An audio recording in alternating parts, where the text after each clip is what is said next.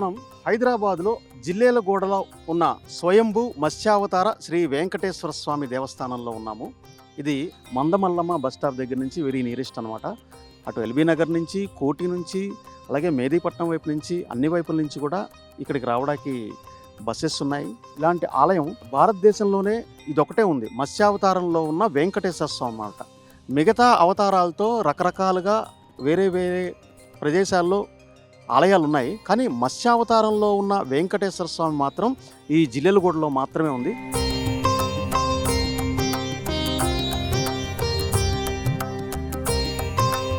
మనకి క్షేత్రపాలకుడు ఆంజనేయ స్వామి విగ్రహం ఒకటి పెద్దది మనకి ఇక్కడ దర్శనం ఇస్తుంది. దీనికి ఆలయ ట్రస్టీగా ఉన్నటువంటి శ్రీ రాజా సంజయ్ గోపాల్ సైంచార్ వీరు తాత ముత్తాతల నిర్మించినటువంటి ఆలయం అన్నమాట. ఇది ఒకప్పుడు వీళ్ళ తాత ముత్తాతలు మొఘల్ సామ్రాజ్యంలో ఉన్నప్పుడు అక్బర్ దగ్గర ప్రధానమంత్రిగా పనిచేసేవారట. అలాగా కొన్ని సంవత్సరాల తర్వాత వారు ఇక్కడ హైదరాబాద్ రావడం జరిగింది.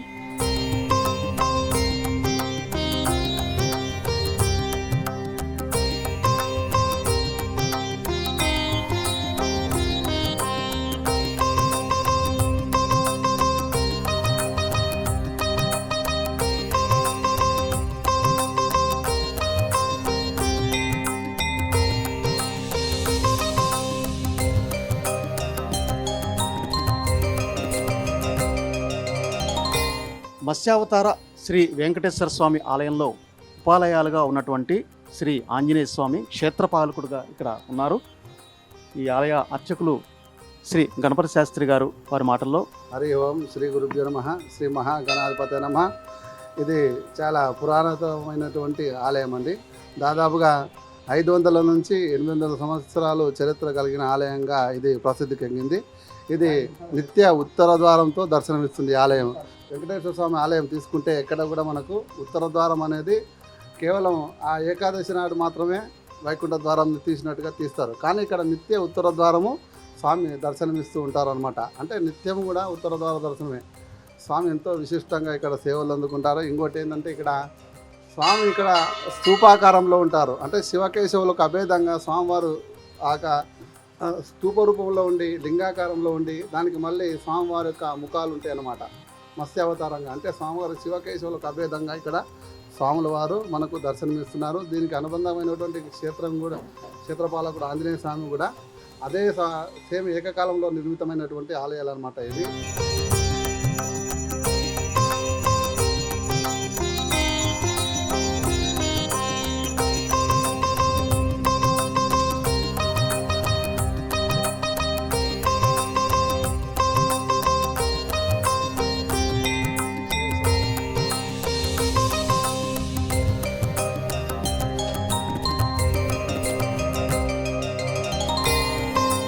మత్స్యావతార శ్రీ వెంకటేశ్వర స్వామి మందిరంలో క్షేత్రపాలకుడైనటువంటి శ్రీ ఆంజనేయ స్వామి వారు సింధూరం పూస్తుంది. ఆ దర్శనం మనం ఇప్పుడు చేసుకున్నాము. అలాగే ఇక్కడ గాయత్రి అనే భక్తురాలు ఉన్నారు. ఈ ఆలయం గురించి వారి మాటలు ఏం చెప్తారో మనం విందాం. ఈ గుడి 500 సంవత్సరాల క్రితం నాటి నుంచి ఉందండి. చాలా మహిమల గుడి. ఈ వెంకటేశ్వర స్వామి మత్స్యావతారంలో ఉన్నారు. ఎదురుగా ఆంజనేయ స్వామి ఉన్నారు. తర్వాత శివుడు, పార్వతి, సుబ్రహ్మణ్య స్వామి, మళ్ళీ నాగదేవతలు అందరూ కొలువై ఉన్నారండి. ఇక్కడికి వచ్చి దేవుడు పూజ చేస్తే అనుకున్న కోరికలకు తీరుతాయని అందరి నమ్మకం అండి. కాబట్టి నేను కూడా 4 వారాల నుంచి వస్తున్నానండి. నాకు కూడా మంచిగా అనిపిస్తుందండి. ఇక్కడ కోనేరు ఉంది, కోనేరులో నాగదేవతలు ఉన్నారండి. చాలా బాగుంది. వచ్చి దర్శించుకోవాల్సిందిగా కోరుతున్నాను.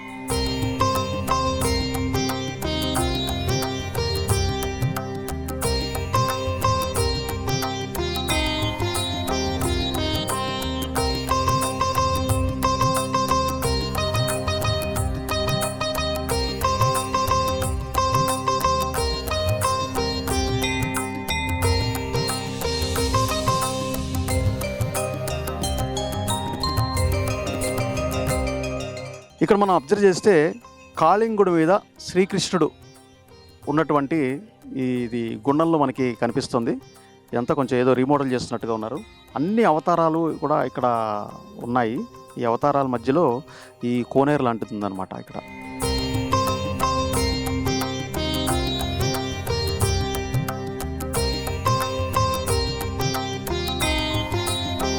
ఈ వెంకటేశ్వర స్వామి ఆలయంలో ఉపాలయాలుగా ఉన్నటువంటి నవగ్రహాల ఆలయంలో ఉన్నాము. ఈ నవగ్రహాలకి పూజలు చేసుకుంటే వారి నక్షత్రాన్ని ప్రకారం ఇక్కడ వాళ్ళ గ్రహపీడలు తొలగిపోతాయని చెప్పి భక్తుల యొక్క ప్రగాఢ విశ్వాసం. జపా కుసుమ సంకాసం కాశ్యప్యయం మహాద్యుతం తమోరిం సర్వపాపగ్నం ప్రణతోస్మి దివాకరం దరిశంక తుషారాపం క్షీరార్ణవ సముద్భవం నమామి శశనం సోమం శంకోర్మకుటభూషణం ధరణీ గర్భసంభూతం విద్యుత్ కాంచన సన్నిభం కుమారం శక్తి హస్తంతం మంగళం ప్రణమామ్యహం నీలాంజన సమాభాసం రఘుపుత్రం యమాగ్రజం ఛాయామార్తాండ సంభూతం తం నమామి శనేశ్వరం అర్ధకాయం మహావీరం చంద్రాదిత్య విమర్దనం సింహిగా గర్భ సంభూతం తం రాహుం ప్రణమామ్యహం పలాస పుష్పసంకాసం తారకాగ్రస్తమస్తకం రౌద్రం రౌద్రాత్మకం ఘోరంతం కేతుం ప్రణమామ్యహం. ఈ నవగ్రహాల స్తోత్రాన్ని పఠిస్తే ఎటువంటి గ్రహపీడలు ఉన్నప్పటికీ కూడా తొలగిపోతాయి అని చెప్పి చాలామంది భక్తులు ఈ నవగ్రహాలకి వచ్చి, ముఖ్యంగా శనిత్రయోదశి లాంటి రోజున ఎక్కువగా విశేషమైనటువంటి పూజలు జరుగుతుంటాయి ఈ నవగ్రహాలకి. శ్రీ మత్స్యావతార వెంకటేశ్వర స్వామి ఆలయంలో గోశాలలో ఉన్నాం. ఇక్కడ చాలా గోవులు ఉన్నాయి. మనం అబ్జర్వ్ చేస్తే కనుక ఈ గోవుల్ని కూడా వీళ్ళు సంరక్షిస్తున్నారు. ఇక్కడ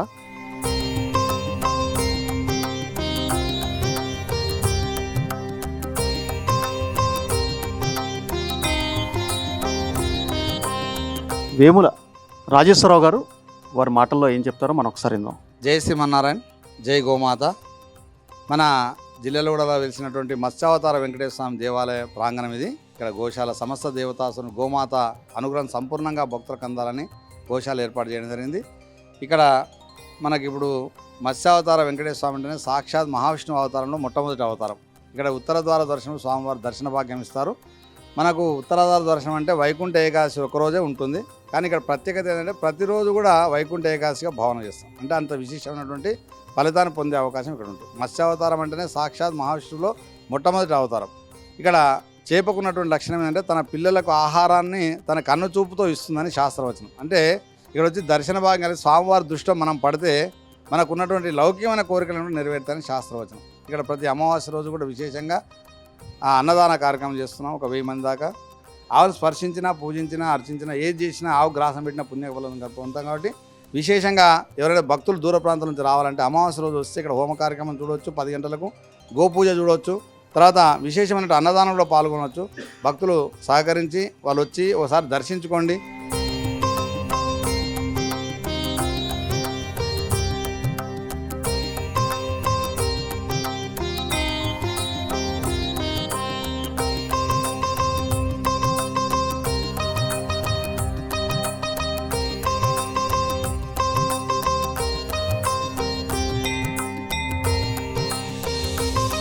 జిల్లాలో కూడా మత్స్యావతార వెంకటేశ్వర స్వామి ఆలయం లోపలికి మనం దర్శనం చేసుకోవడానికి వెళ్తున్నాం. అక్కడ అయ్యగారి ద్వారా ఇక్కడ ఒక స్థల పురాణం అనేది మనం ఏంటో తెలుసుకుందాం.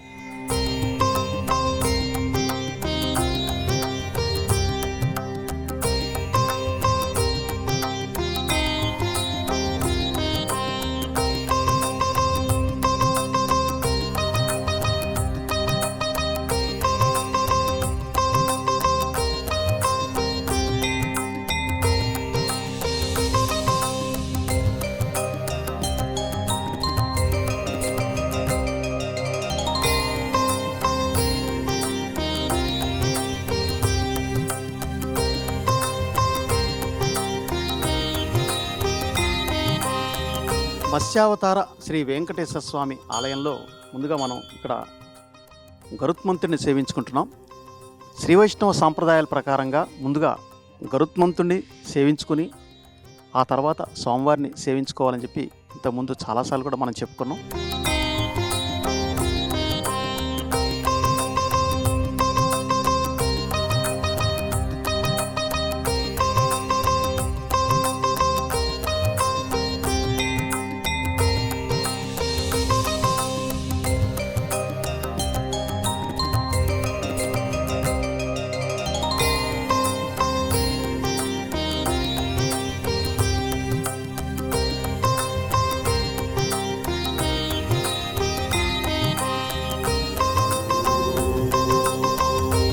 మత్స్యావతార శ్రీ వెంకటేశ్వర స్వామి ఆలయంలో అర్చకులు శ్రీ రామాచారి గారు డింగిరి వీరున్నారు. వీరితో మనం మాట్లాడి ఈ యొక్క ఆలయం గురించి మనం కొన్ని విషయాలు తెలుసుకుందాం.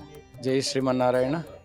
కళ్యాణాత్మ గాత్రాయ కామితార్థ ప్రదాయనే శ్రీమద్ వెంకటనాథాయ శ్రీనివాసాయ మంగళం. శ్రీరంగమంగళమణిం కరుణానివాసం శ్రీ వెంకటాది శిఖరాలయ కాలమేఘం శ్రీ అస్థి శైల శిఖరోజ్వల పారిజాతం శ్రీశం నమామి శిరసా యదుశైల దీపం అదృశమం స్థానం బ్రహ్మాండే నాస్తి కించన వెంకటేశ సమోదేవ నభూతో న భవిష్యతి. పూర్వము నవాబు వంశస్థులైనటువంటి చందులాల్ గారు ఈ జిల్లేలగూడ ప్రాంతంలో ఇక్కడ చింత చెట్టు దగ్గర విశ్రమిస్తున్నప్పుడు స్వామివారి స్వప్నంలో వచ్చి ఇక్కడ పెద్ద బావి ఉంది గుడి వెనుక, ఆ బావిలో తన విగ్రహం ఉందని ఆ విగ్రహాన్ని తీసుకొచ్చి ఇక్కడ ప్రతిష్ఠ చేయాలని, దేవాలయం కట్టించాలని కోరుకున్నారు. అదేవిధంగా ఆయన పరివారంతో వెళ్ళి చూసినప్పుడు ఆ బావిలో స్వామి విగ్రహం లభ్యమైంది.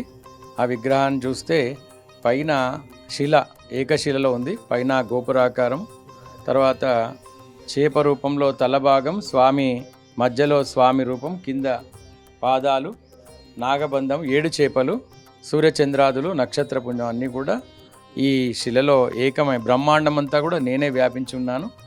దశావతారంలో మొదటి అవతారం నాదే కాబట్టి మత్స్యావతార అవతారంలో నేను వెలిసి ఉన్నాను అని చెప్పి స్వామి మనకు ఈ విగ్రహం ద్వారా, మూర్తి ద్వారా తెలుపుతున్నాడు.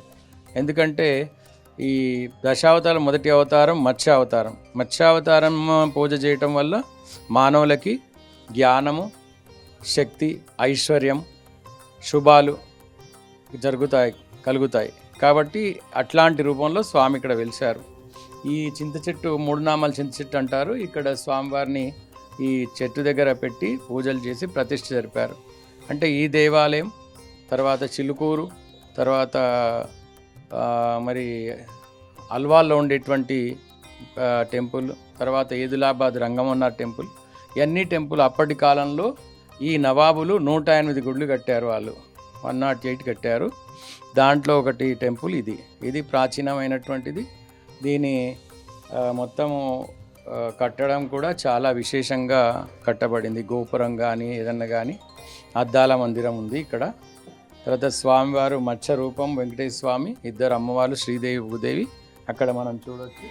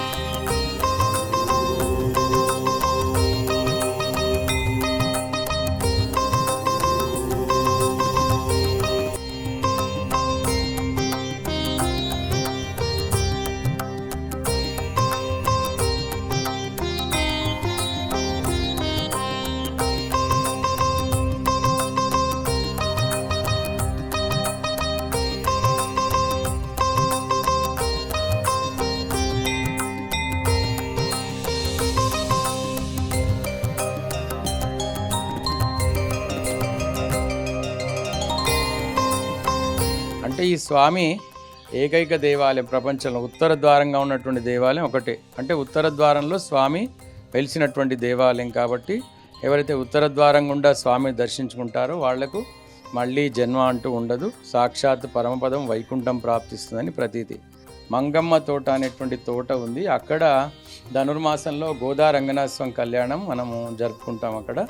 తర్వాత ఈ ఉత్సవాలు చూసుకుంటే మనము చైత్రమాసం తర్వాత వైశాఖంలో బ్రహ్మోత్సవాలు వస్తాయి.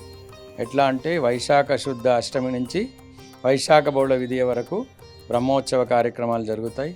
అయితే మరి అధ్యయనోత్సవాలు 3 రోజులు జరుగుతాయి. తర్వాత బ్రహ్మోత్సవం జరుగుతుంది, విశేష వాహన సేవలు, తర్వాత రథోత్సవం, తిరుక్కల్యాణోత్సవం అన్నీ కూడా విశేషంగా వైశాఖ మాసంలో జరుగుతాయి. మన జ్యేష్ఠ మాసంలో విశేషంగా జ్యేష్ఠాభిషేకము ఉంటుంది. అలాగే స్వామివారికి 108 కలశాలతోటి. తర్వాత జ్యేష్ఠ మాసం, శ్రావణ, భాద్రపద, ఆశ్వీజ మాసాల్లో మళ్ళీ శ్రావణ మాసంలో పవిత్రోత్సవాలు జరుగుతాయి. ఒక 3-4 రోజులు పవిత్రోత్సవాలు బ్రహ్మాండంగా జరుగుతాయి. తర్వాత మనకు కార్తీక మాసం విశేషంగా దసరా పండుగ ఉత్సవం పెద్దగా జరుగుతుంది, బాగా జనం వస్తారు. రావణాసుడిని మనం ఇక్కడ చేస్తాం అన్నట్టు, రావణాసుడి దహనం ఉంటుంది. అప్పుడు కూడా జనం, ఈ గ్రౌండ్ అంతా కూడా మీరు చూశారు, ఇప్పుడు వీడియోలో చూస్తున్నారు, ఆ గ్రౌండ్ అంతా నిండిపోతుంది, జనం అంతా బాగా వస్తారు. స్వామివారి సేవ వెళ్ళిన తర్వాత అక్కడ జమ్మి పూజ కార్యక్రమం ఉండిన తర్వాత రావణాసుని దహనం కూడా మనం చేసుకుంటాం.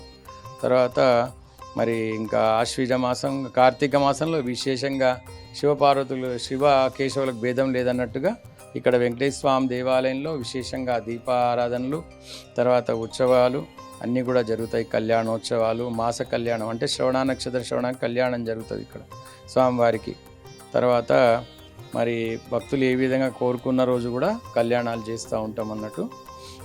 తర్వాత ఇక్కడ కార్తీక మాసంలో విశేషంగా అర్చనలు, తర్వాత వైభవంగా పూజా కార్యక్రమం జరుగుతాయి. అలాగే శివాలయం, దేవాలయ ప్రాంగణ శివాలయంలో కూడా విశేషంగా కార్తీక మాసంలో జరుగుతాయి.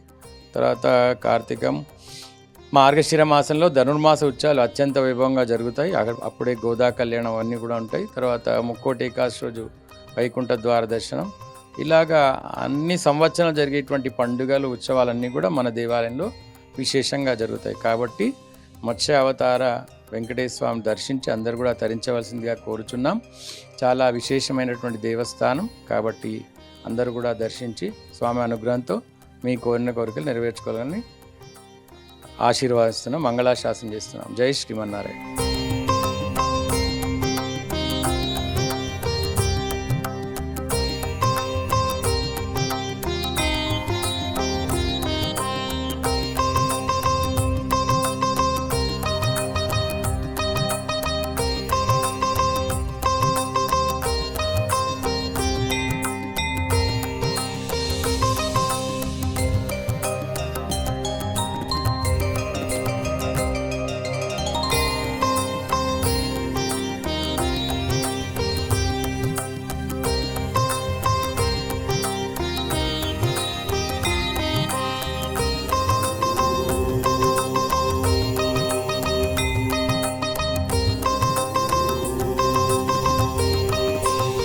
ఈ శ్రీ వెంకటేశ్వర ఆలయం ఎంతో పురాతనమైనది. ఇవన్నీ కూడా మనం చూస్తుంటుంటే చాలా పురాతనమైనవిగా కనబడుతున్నాయి ఇక్కడ పిల్లర్స్ అన్నీ కూడా. ఈ ఆలయంలో కొన్ని అవతారాలు కూడా వాళ్ళు ఇక్కడ పెట్టడం జరిగింది. విశ్వక్సేన పెరుమాళ్, ఇక్కడ చూస్తే విశ్వక్సేనుడు ఏ కార్యక్రమాన్ని ప్రారంభించినా ముందు విశ్వక్సేన పూజతో మొదలుపెట్టి తర్వాత మిగతా కైంకర్యాలు అవి జరుగుతుంటాయి.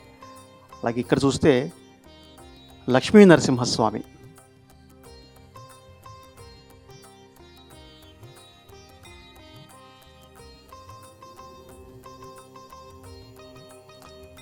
అలాగే రామానుజుల వారు ఇక్కడ ఉన్నారు.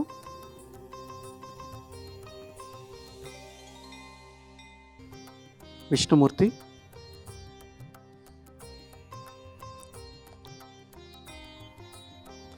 అలాగే పండరీనాథుడు కూడా ఇక్కడ మనం దర్శించుకోవచ్చు.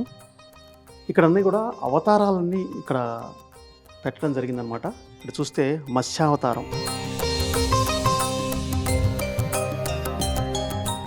దశావతారాల్లో మొదటిదైనటువంటి మత్స్యావతారం అన్నమాట. అంటే ఇక్కడ స్వామివారు నడుం భాగం దగ్గర నుంచి చేప ఆకారంలో ఉంటారన్నమాట. ఈ ఆలయం కూడా మత్స్యావతార శ్రీ వెంకటేశ్వర స్వామి ఆలయం మనం ఇందాక దర్శించుకున్నాం.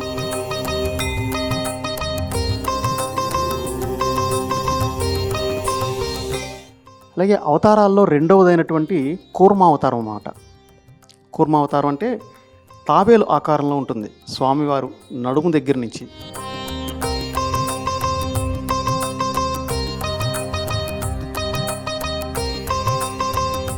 అలాగే మూడవ అవతారం వరాహస్వామి అన్నమాట. వరాహస్వామిని మనం దర్శించుకోవచ్చు ఇక్కడ.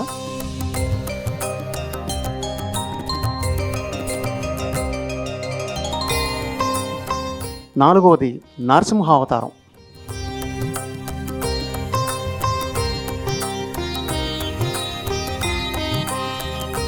ఐదవ అవతారం వామన అవతారం.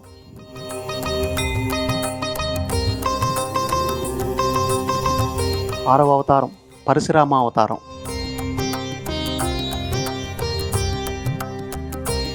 ఏడవ అవతారం శ్రీరామావతారం.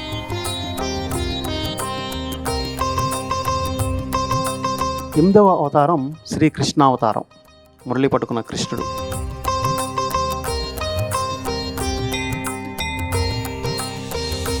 తొమ్మిదవ అవతారం బలరామ అవతారం అన్నమాట. అవతారాల్లో ఆఖరిది శ్రీ కల్కి అవతారం అన్నమాట.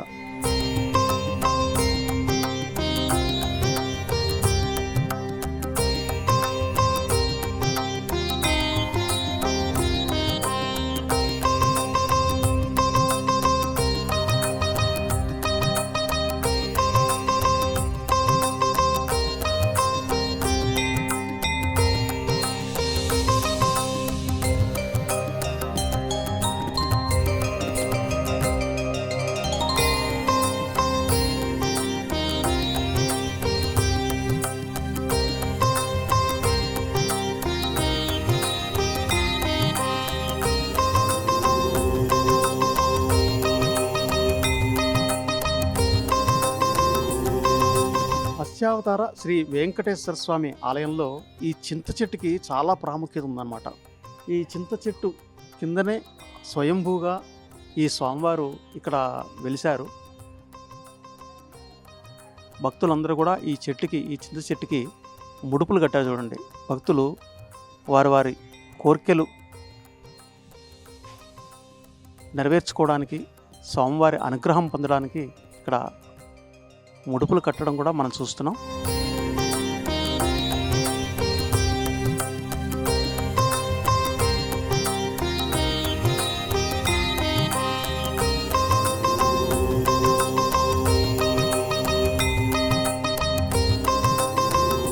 జిల్లాలో కూడా స్వయంభూ మత్స్యావతార శ్రీ వెంకటేశ్వర స్వామి దేవస్థాన ఆలయ ప్రాంగణంలో శ్రీ విఘ్నేశ్వర భవాని నాగలింగేశ్వర ఆలయం కూడా ఉందన్నమాట. ఆ ఆలయాన్ని కూడా మనం సందర్శిద్దాం ఇప్పుడు.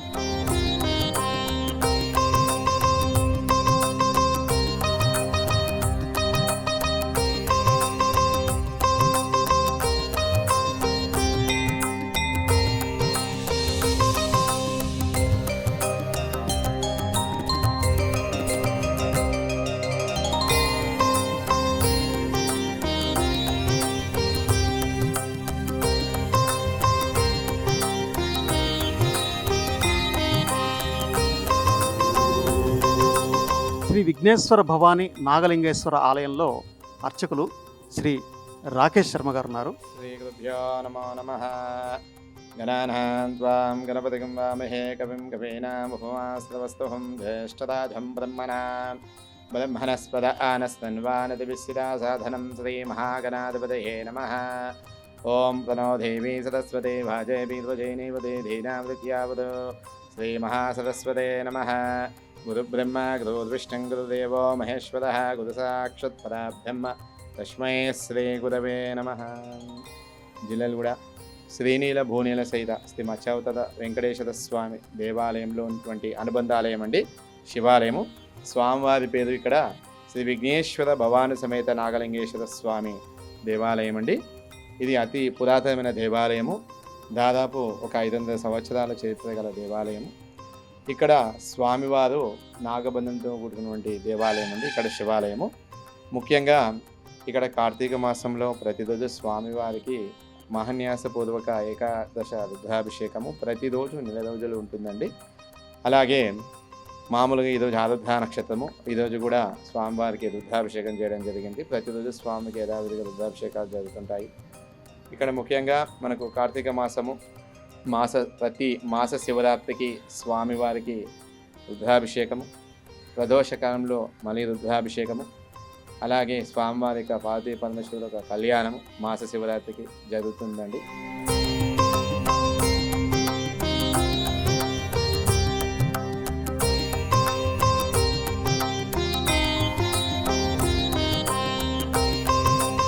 శ్రీ విఘ్నేశ్వర భవాని నాగలింగేశ్వర ఆలయంలో ఇక్కడ మనకి శివలింగం కూడా ఇక్కడ ఉంది. అలాగే సుబ్రహ్మణ్య స్వామి కూడా ఇక్కడ మనం దర్శించుకోవచ్చు. ఎవరైతే పిల్లలు లేని దంపతులు ఉంటారో వాళ్ళకి ఇక్కడికి వచ్చి నాగపూజ, నాగ సర్పదోషం లాంటివి ఏమైనా ఉన్నా, పెళ్లి కాని వాళ్ళు ఉన్నా వాళ్ళకి పెళ్ళిళ్ళు అవుతాయి. అలాగే పిల్లలు లేని దంపతులకి పిల్లలు కలుగుతారని భక్తుల యొక్క ప్రగాఢ విశ్వాసం.